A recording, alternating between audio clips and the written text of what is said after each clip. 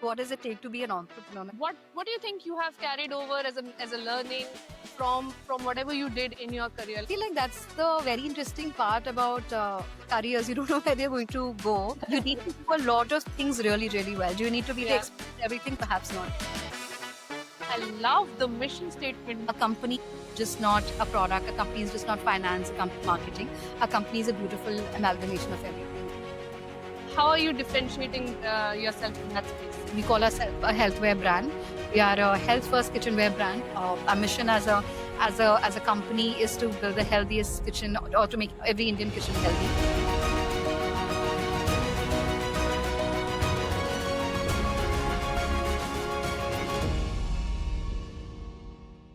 So, Niharika, let's start right at the beginning. I know I was looking at your story, and it has been such a wide and varied journey. L&T, KPMG, Meta, and now Cumin.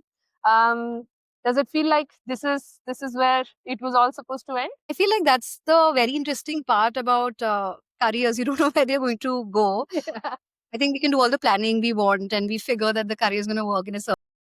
But I think that's kind of where at least my personal journey from career has been, that you need to have just be very, very open. You never know what is 2 years down the line. Was I thinking I'll start my own venture? When I was at L&T, was I thinking that perhaps I'll be ever into tech? Probably the answer is not. So I feel like that's just the good thing about careers in general, that I feel like it's very, very, very important to adapt, to listen to what you're gradually kind of moving towards, and to then have an appetite to take a shift. Was I always very structured in my process, perhaps at a certain point, and then I figured that I'm gradually getting better at something which was not what I had planned. And I just kind of let it flow with that. I think that's kind of just been my overall journey. That's been my guiding principle throughout. This is where I'm right now. Who knows, 10, 15 years down the line, might be just doing something entirely different. So yeah. Yeah, I completely agree. I have been a career shifter just like you, and I think it takes you a couple of shifts to realize that the fun part is actually to shift around and do different things and find takes you. So it's and fantastic. And speaking of your passion today, we are talking about CuminCo. So tell me more. What drove the idea? How did it come into being? Awesome. So CuminCo is actually started by me and my husband. Both of us took the plunge into kind of starting this venture together. Honestly, went through a lot of discussion, debates on whether it's prudent for us to start together, start in the space. A lot of that conversation, but I feel like in hindsight, probably potentially the best thing that we did. Is to kind of build this amazing thing kind of together. I'll speak a little in terms of how did we go about really kind of starting that.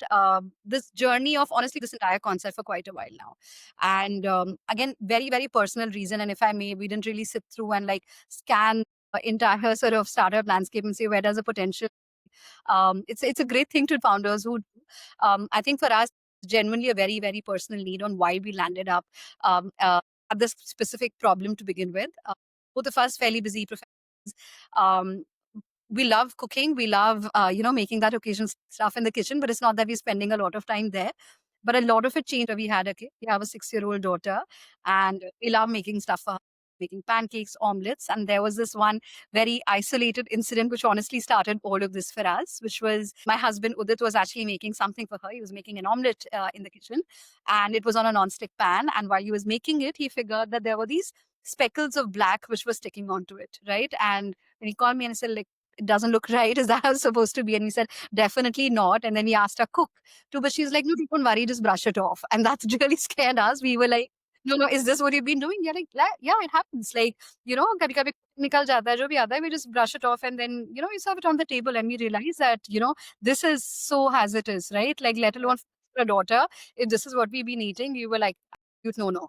And these are all these good legacy brands, like all of us have used, our mothers have it in our kitchens. And these are all of those like good products, right? Like a good non-stick pan, so to speak. And that's where this entire journey started, where we said, oh, this cannot do. We definitely need better sort of cookware for our own home. And then we started dabbling with different material. We started dabbling with cast iron, we started bronze, every possible. We went like, we bought a clay pot. We did just like everything potentially. And we figured that in general, this market has a lot of issues at this point in time. And this is purely coming in from that traditionally cookware as a space has been really functional. It's driven by if it cooks your food, it does the job, right? Nobody's asking what goes inside. right? It's a very interesting category because nothing that you make in this necessarily will come out immediately. If you're eating toxins, there's no way of saying that suddenly your dal is going to turn blue because you're eating like lead, nickel there.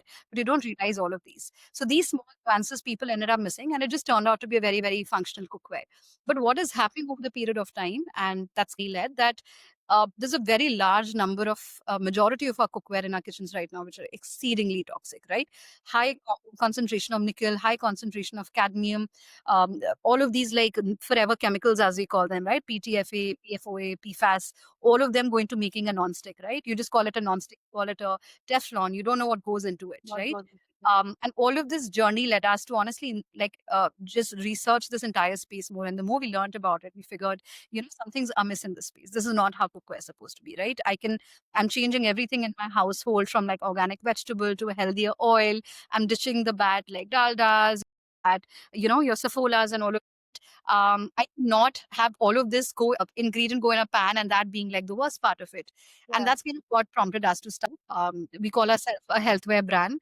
We are a health first kitchenware brand. Our mission as a company is to build the healthiest kitchen or to make every Indian kitchen healthy. We're building for a modern Indian kitchen, and we say that there are many, many nuances of what goes on in a healthy Indian kitchen. Who's purchasing, who's buying, who's cooking, cleaning. There are like a lot of nuances in this space, and that's what all of that is what we are trying to address as a brand. So yeah, that's where we are in our journey. That's how we landed up with this idea. We seem to be, and from the market traction, fantastic response, overwhelming response to be very honest, and figured like this is the problem waiting to be solved, and we really hope that we can be the ones doing. Fantastic. So there is motherly love, there is, relationship that has kind of bloomed into a new of its sorts. And of course, I love the mission statement, making healthier kitchens. That opens up to so many possibilities in the future. So I love how you're thinking about it. Um, and what do you think you have carried over as a learning from whatever you did in your career? Like what did tech teach you? What did KPMG, LNG? What were some of the learnings that helped here?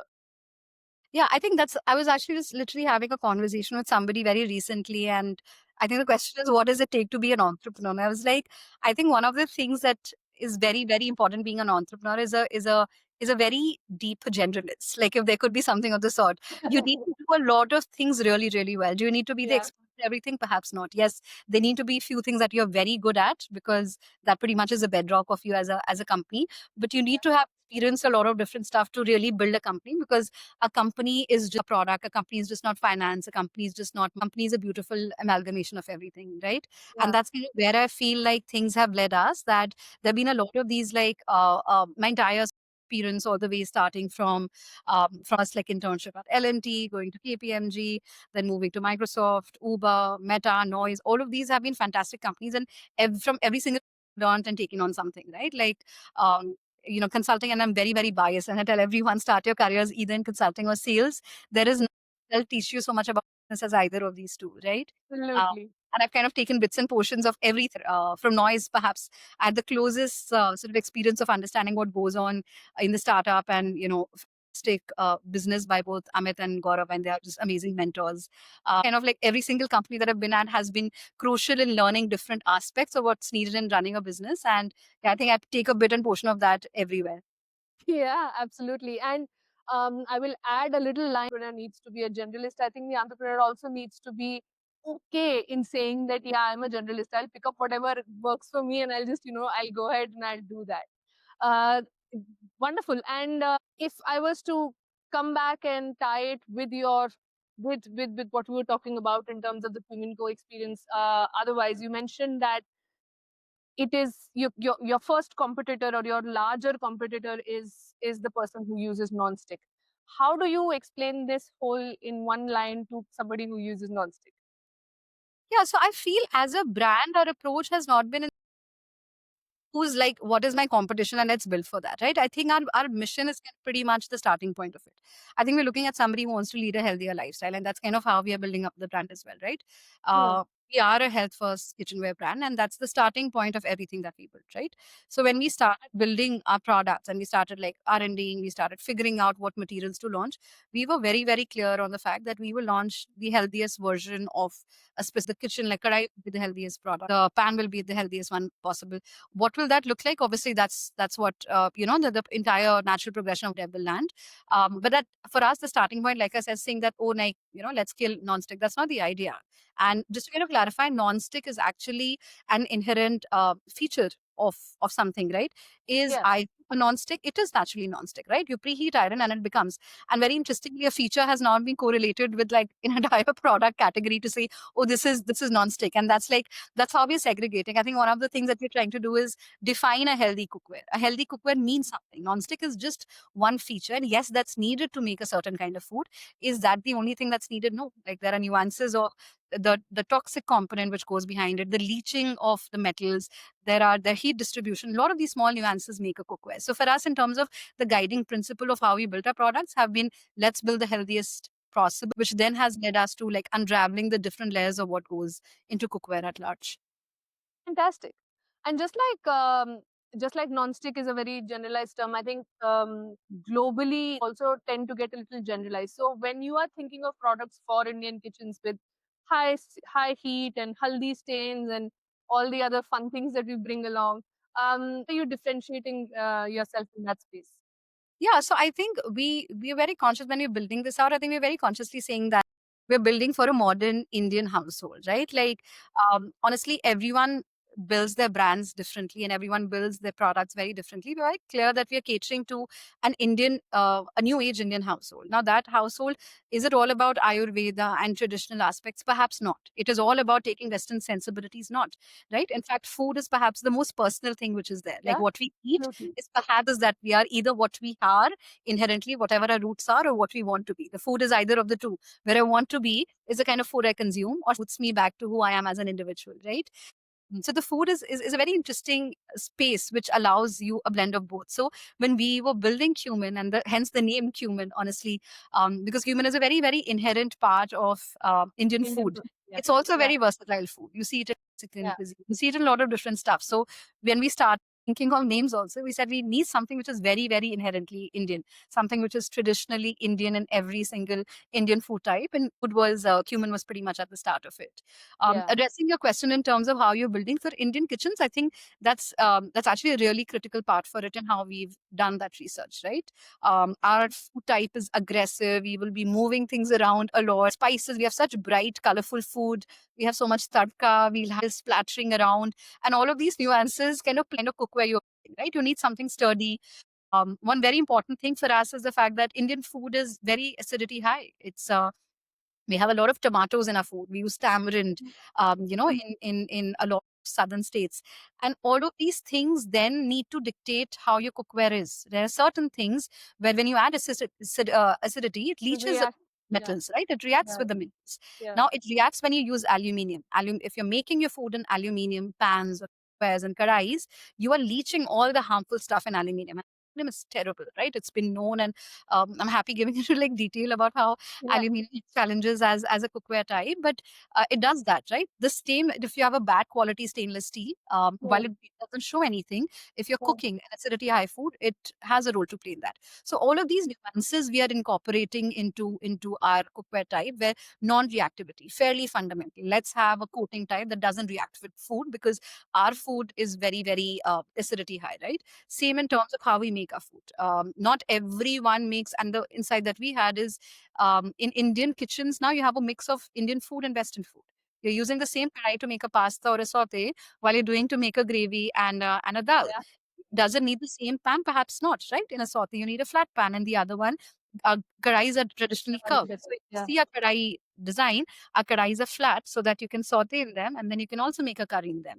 So these insights we've kind of incorporated into our entire product dev. Yeah, that sounds like that's and it shows and it explains the patents that you now hold, right? Because there is so much thought that they're anyways going to use the same kadai to make the same thing. So let's make it flat and it works. Fantastic. I also wanted to touch upon a little bit about how you're thinking in terms of, I obviously went to the website and it's look gorgeous.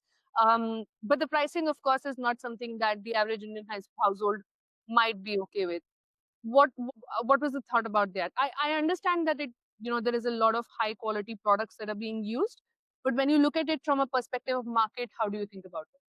Yeah, so I think at the start, and we are very, very early in our journey, right? Like like 6, 7 months down the line as a brand, and one thing I think we're very clear is that the first thing that we launch is going to be enamel cast iron, and that's what our first range is all about.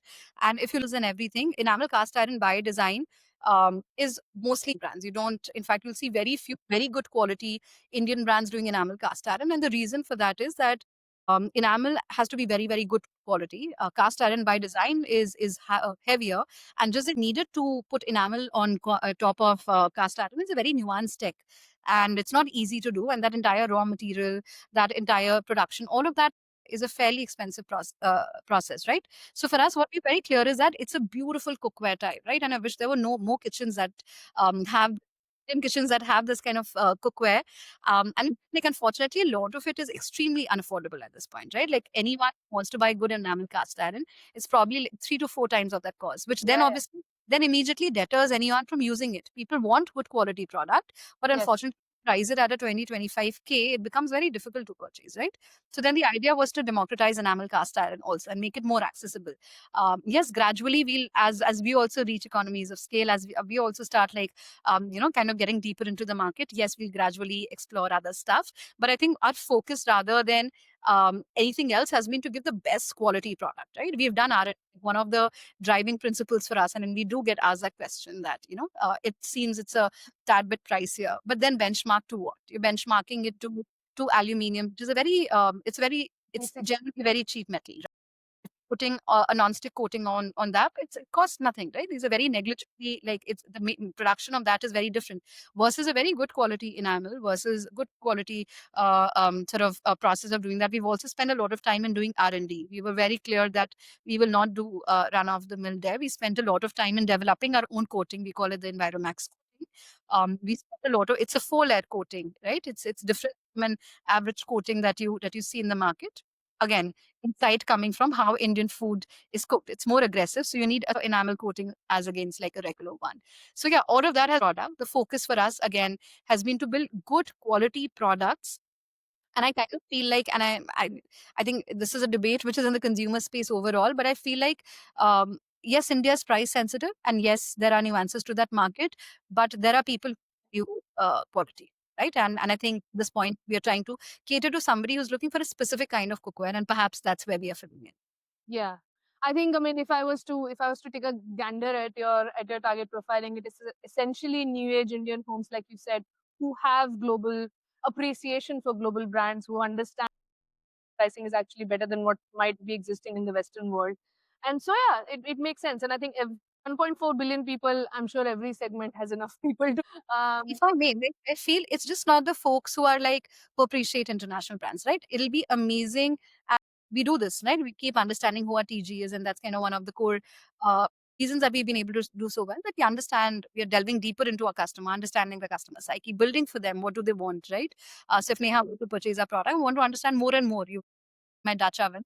What does your next logical purchase look like? So we also want to understand, and we figured a lot of people genuinely are looking for healthy, right? Nobody healthy comes in, options. oh, I want Yes, an international yes. brand. I mean, critical part that healthy Correct. cookware. People simply want Bigger. something good for my household. I want Yes. something healthy for my household. The thought of whether it's international or not international, honestly, I don't Yeah, no. know I many miss people think of. the word healthy. I think which you have mentioned so many times in this conversation that is the starting point for all of your target market. Raise. I mean, 6 7 months in, you've already raised a great round with Fireside. How did that come into being? Tell me about that. Yeah. So we essentially have two investors. We have Fireside and Huddle. These are Yes. these two fantastic partners that we have on board. Yeah, I think to be the mission that we are trying to drive, like so many households in India, there's a lot more that we can do. And once we kind of started seeing initial market traction, we felt like there is a tremendous amount of sort of like we're catering to a requirement that needs to be serviced. And yes, we've run Bootstrap for a while, and time to scale and to be able to service, you do require capital. And I think that's where we were fairly clear in like looking at only to align with our mission. We're working on a mission that is focused towards something that's perhaps not been seen so far. So we need some as passionately about the space as us, Yeah. and we couldn't be happier that we have these two folks kind of come on board. Yeah, it's always very interesting. It seems great validation to have investors, but I feel like for us, what's interesting is now we can unlock more and more, right? Like we perhaps started Yeah. with 5, 6 products. Now we're sitting at almost a portfolio of 40 products. That's allowed us to spread our entire breadth of our product portfolio, reach new channels. So like that's kind of the interesting opportunity for us. Yeah. What was the first thing, I mean, and this is just off of what you're saying, but what was the first sort of um, first thing that you were like, okay, the moment I signed the check, these are some I wasn't able to do earlier. To be very honest, by the time all of this happened, like you're in this process for a while, right? So, The you process know, is so long, but there's so much the moment we raised a fund and people were like, great, how does it feel like, you've raised it? And I said like, it yeah, just feels quite big it, because it you've actually takes so started planning. long that by the time it happens, you're like, where are Yeah, we? you journey phase started prepping, and Yeah. for us, we were very clear where we want to invest. We knew we had to spend time in R&D. We knew we had to more channel unlocks. We wanted to add breadth to our products. We wanted to marketing for us. So I feel like we already had a very clear plan. I think that's kind of been very helpful for us because we've run the business. We didn't raise capital this run. So Hmm. we knew where we needed to double down so that by the time we started prepping and planning and more importantly deploying, we had Hmm. a very kind of clear roadmap for us. Yeah. Yeah. I think that's one piece of awareness that a lot of founders miss when they're raising, and certainly happened with me. It's like a 9 month, 1 year process. The moment you actually think about it, to the money hitting your bank, it'll take time. So just be of development, which is great that the planning really helped. I also wanted to touch upon gifting. Like gifting, I would assume will eventually become a great channel for you. Is that the case right now? How are you looking at it? Uh, I think gifting is, yes, definitely one of the use cases. Gifting is also very seasonal, right? Like perhaps gifting, September, October, it actually goes all the way, December. Then you see another spike. Gifting in general has that sort of seasonality to it. I think, yes, it's a definitely important use case for us.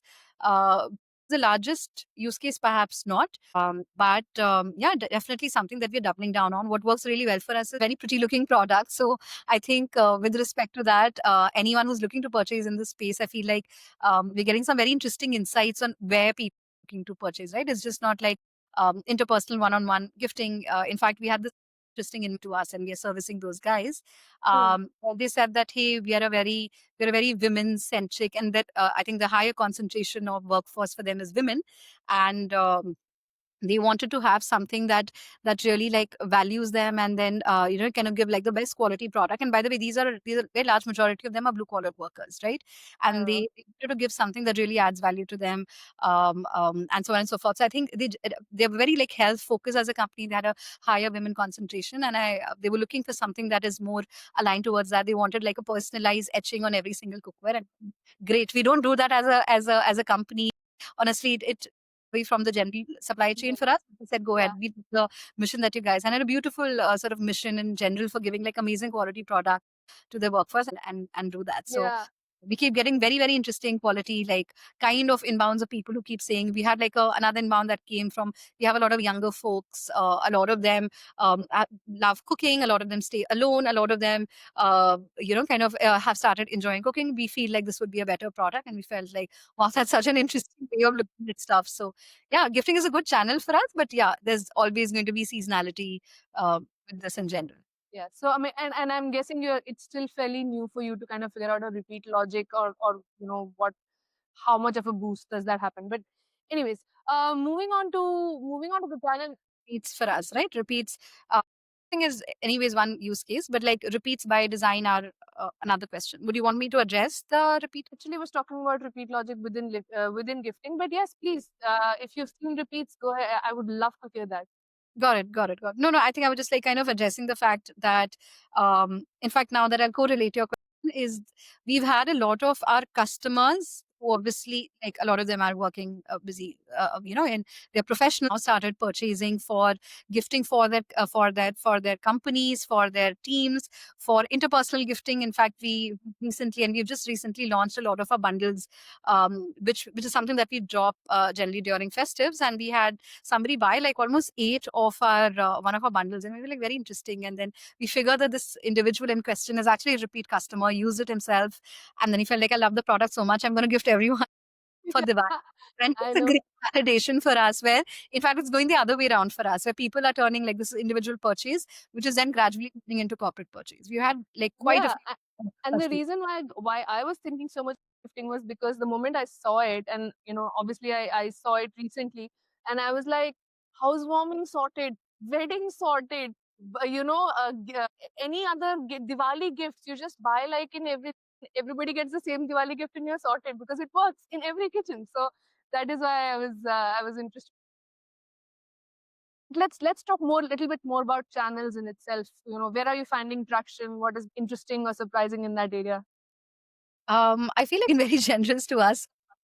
We're just channels, honestly, at this point where they're on our own website and Amazon. So both the channels have worked very well, both their own nuances. We were very clear on the fact that I think we didn't want to expand into a lot of channels. We liked picking up one channel, going very, very deep in that, and then kind of moving on to the next one. That's kind of been our sort of driving philosophy. That's the way we've kind of seen things build up for us. We started off with a website purely because of the fact that it allows a huge amount of insights into understanding Yes, customer. In fact, yes. it was so interesting, as so many people say that, a lot of people overvalue how much insights and data you can get from the website. It's not useful, just launch on Amazon. And for us, it's been quite the contrary. We've understood customers so well, because we've taken listening. I feel like, to be very honest, data means nothing if you don't listen, if you don't Um, spend time in unraveling it. And I think that's kind of where both Udit and I have been very, very closely aligned, that the customers tell you what they need to build, right? Like, there are two philosophies of building, where you say, I will build whatever I want, and that's great. And then you should build what customers are wanting you to do. yeah, And yeah, kitchenware, I feel, is one segment where people tell themselves that I want this, I want this. So you need to have an appetite to listen. And we've done that. A lot of our product dev has come very actively from customers telling us they want this. We want this kind of a product. We want this kind of a handle. We want this design. So we listen to our customers very closely. For us, website turned out into a great channel, and Amazon now. the power of having a phone number where you can pick up the phone to someone, I think nothing beats that. And you're right, data is as powerful as how you use it. Um, but Amazon is notorious for returns, and how has your experience been in that area? See, I think, to be very honest, we're also understanding the nuances of Amazon at this point in time. What I have firmly believed, right? Like, if you get your products right, um, I feel like that's a very fundamental problem. Like, a Hmm. thing. Yes, returns will always be the case, and there'll be 1,000 reasons why the returns will happen. And perhaps what makes it a little bit more tricky also is that sometimes you don't tend to understand the exact reason, especially on a marketplace channel, agnostic of Hmm. Amazon, whichever, Hmm. is the fact that you don't necessarily understand the reason. But I feel like, if you build the product well enough, if you equip the customer with the right things needed, that they start using the product, like, you've done most of that, right? And the rest of it obviously is an iterative journey. So while, yes, returns definitely are things that we have encountered and we will encounter, that's a very, like, a natural thing that one faces. I feel solving the fundamentals of that, I feel like people heavily undervalue how important is kind of equipping. Like, my personal sort of experience has been, equip customers with as much information when they receive the product. Tell them everything they need to know. Tell them why it's important. Tell them why it's healthy. Tell them what it needs to clean, use, everything that you need, right? Equip them with information, because my customer is also a very aware customer, right? They're looking there. They don't look at a pamphlet and say, okay, I'm not going to read it. My customer reads those things, right? So at least our thing has been, try to ensure that the customer is as much as you are about the product at the time of receiving the product, and the rest all can happen, right? Like, the sizes could be different, all of that. And that will gradually progress as we come. But for us, returns, honestly, as much as we were scared into thinking that they're going to be very difficult, they haven't been. So yeah, till now, it's been good for us, reasonably well within our managing range. We'll gradually see as we scale. Yeah. When you were saying, you were saying about how your customer is also aware. I feel how much returns you actually get. So if it's something that's priced at 500, I think the propensity to return it might be higher. For you, it might be lower. I don't know. Has that been your experience? So I think and I will not necessarily say price point. See, the point is there are some, and there are two nuances, right? One is just a component of category, other is perhaps a component of price, and I'll address the both. There are some categories which are slightly higher in terms of research and information, right? Some categories are impulse purchase. You'll say, great, look, buy it. It might not fit you later. You don't like the material, but right, the first thing that you do is pure optics, right? Cookware is not that, right? You need a kadai, right? You don't casually need 5 more kadais in your house, right? It's a little bit more consideration led at the time you purchase. So anyone who's buying any cookware will do a little bit more research about the product in specific, what size, what material, all of that before they purchase, right? So there is some bit of filtration which has already happened, right? Price, yes, because obviously for some it's a price that'll work, for some it's going to be a price that's going to be a little higher than what they would be okay with, but they will value something else in the product before they purchase. So by the other thing that price obviously also does, research a little, I will not say question, but research about the information before they jump into making the purchase. Yeah. Perhaps, So it's yeah. automatically eliminative and then selective. So yeah, that works. That sounds good. And let's talk a little bit about roadmap. What are the two SKUs that you feel are going to be the heroes that carry the brand into the next year, and what does 5 years down the line look like? I think we'll have to see it through. I think Yeah. I'm just one of those others. I think we've seen a lot of seasonality with our products as well, right? There are some products that work really well right now during festive. There are others that worked really well before. We know there are a few others that will work really well in the next couple of months. So I think all our products seem to be going at a reasonably equal pace. Yeah.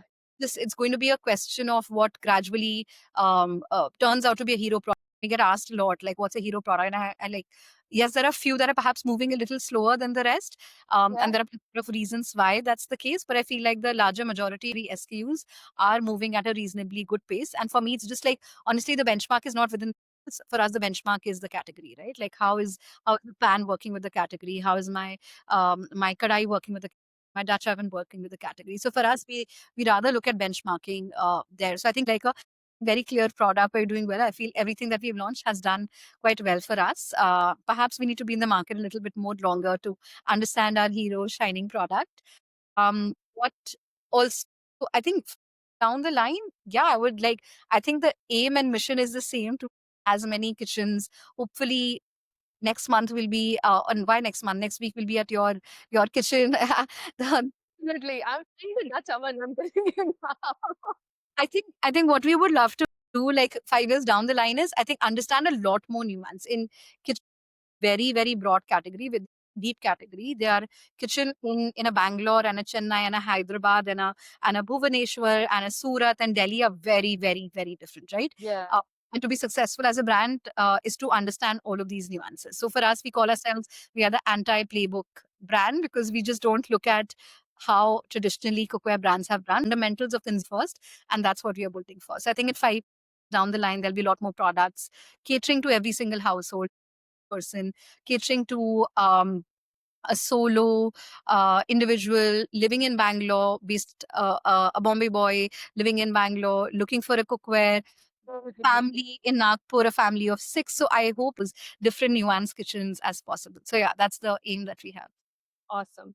And if we were to quickly turn around from the band back to the founder, you seem to you've also an affection towards mentoring others, towards taking others on.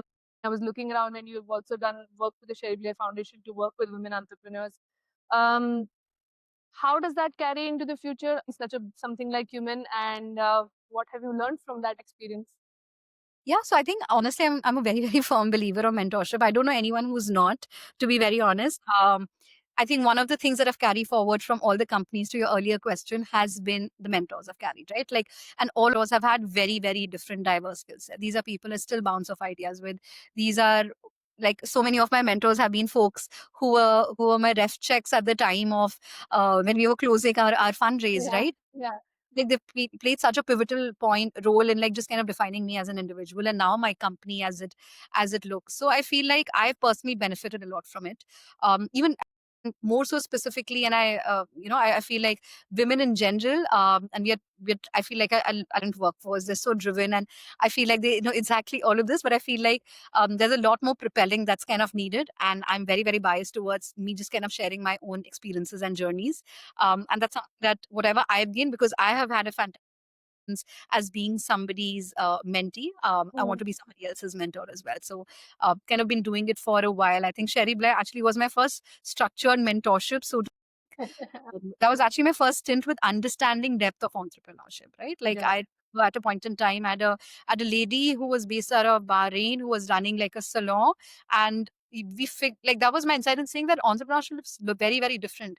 Everything Mm. doesn't have to be a large business. It could just be like a small business, which could just be a passion project, is also entrepreneurship, right? And it has the same amount of zeal and enthusiasm and the nuances that goes behind it. So I feel like for me, that was perhaps the earliest 0 to 1 journey that I saw. I sat with women, I ideated on concepts. They want to understand how to build an idea, take it to a certain point. In fact, what I feel like about mentorship in general is a lot of it is actual counseling, right? Giving confidence to the other person. Everyone knows what to do. Like, to be very honest, at the gut, you know exactly what you have to do. You need one more person to give you that nudge to say, "Great, you're doing a great job. It's okay. There'll be failures, but all that it is a the counseling part than just pure mentorship. But I'm a big believer of that, and I feel like even with what I'm doing right now, I'll continue to Fantastic. Any last word for entrepreneurs of today who are looking to build, grow, scale? start. The journey is very, very, very long. Yeah. So many complexities. There'll be plan that will go out of the way. There'll be idea that you start with that you will ditch. The product will keep changing, different versions of it. The customer will change. Everything will change, right? So the biggest hurdle that you have to do is like start. And honestly, I give like tremendous amount of that, like sort of credit to my husband. Or it's kind of the reason why he nudged us into starting. Otherwise, like I would have been one of those people who would like I'm super into researching, and I feel like that's why you need those complementary skills when you start a business. I feel the biggest hurdle is start. Once you put that momentum out, right? Then you're thinking like a business owner. You're thinking very, very different. So my suggestion for anyone who's sitting on an idea, on a concept, is that see through. It might just crash in 3 months time, and that's fine. um, Okay.